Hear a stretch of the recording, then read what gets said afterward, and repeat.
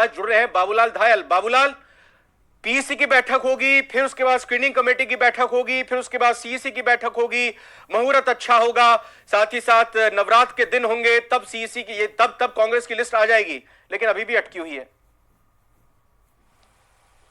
और माना ये जा रहा है कि परसों तक ये अटकी रहेगी। परसों जब प्रियंका गांधी की रैली होगी दौसा जिले में, उसके बाद इस सूची के आने की संभावना अब जताई जा रही है। बहुत सारा विवाद भी है, बहुत सारे नामों को लेकर एक राय नहीं बन पा रही पार्टी में। तो पार्टी ने सोचा है कि विवादों से पहले और जो चीजें हैं उनको दुरुस्त कर लिया जाना चाहिए। बहुत ही मैराथन बैठकों का दौर चला है, लेकिन अभी भी बहुत सारे नाम ऐसे हैं जिनको लेकर के ऐतराज है।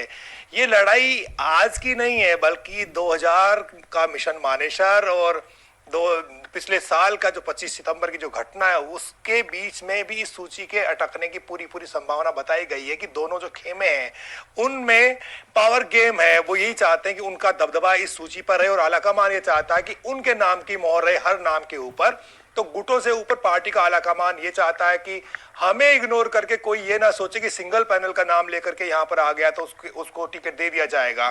फिलहाल दिन भर बहुत यानी कि जोर आजमाइश चलती रही, बहुत मेहनत हुई, लेकिन शाम तक खबर यही निकल के आई कि आज सूची नहीं आएगी। इसका मतलब यह है कि कांग्रेस में सब कुछ ठीक नहीं है। पहले कहा जा रहा था कि 50-60 विधायकों तक के टिकट काट दिए जाएंगे, लेकिन अब तो यही कहा जा रहा है कि मुश्किल से 20-25 विधायकों के टिकट कटेंगे। इसका मतलब पार्टी जोखिम उठाती हुई नहीं दिख रही।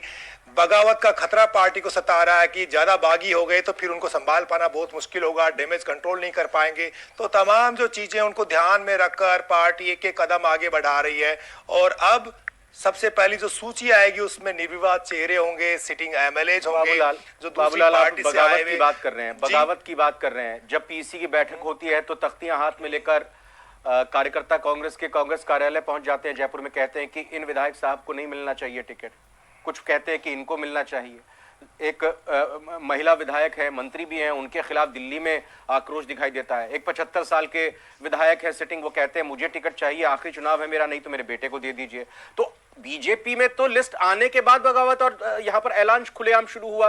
अब यहां पर कांग्रेस में लिस्ट नहीं आई और तभी ये सिर्फ हटोबल मचा हुआ है। तो ये नहीं दिखाई दे रहा है क्या? इसको भी तो कंट्रोल करना होगा। नहीं, दिख तो सब कुछ रहा है और पार्टी के आलाकमान जो है वो सर्वोपरि होता है, सबको मनाने की कोशिश भी करता है। अगर बगावती तेवर कोई दिखाता है या बगावत का झंडा उठा करके और मैदान में आ जाता है तो कोशिश तो पार्टी की होती है। लेकिन इस वक्त क्योंकि दबाव बनाने की कोशिश हुई है उन विरोधियों के द्वारा, जो वर्तमान के जो विधायक हैं उनका टिकट कटवाना चाहते हैं, जाहिदा का नाम ले लीजिएगा, उनका विकल्प नहीं है। अब कांग्रेस टिकट काटे तो दे किसको? तो कांग्रेस के बहुत सारे मंत्री विधायक टिकट बचा पाने में इसलिए कामयाब हो जाएंगे कि उन्होंने वहां पर विकल्प तैयार नहीं होने दिया। बहुत सारे नाम हो सकते हैं लेकिन वो जिताऊ चेहरे नहीं है, इसलिए वो टिक नहीं पाएंगे जो बीजेपी का उम्मीदवार उसके सामने। इसलिए कांग्रेस पार्टी न चाहते हुए भी उन मंत्री विधायकों को टिकट देने पर मजबूर है, इसलिए उनको टिकट दिए जाएंगे।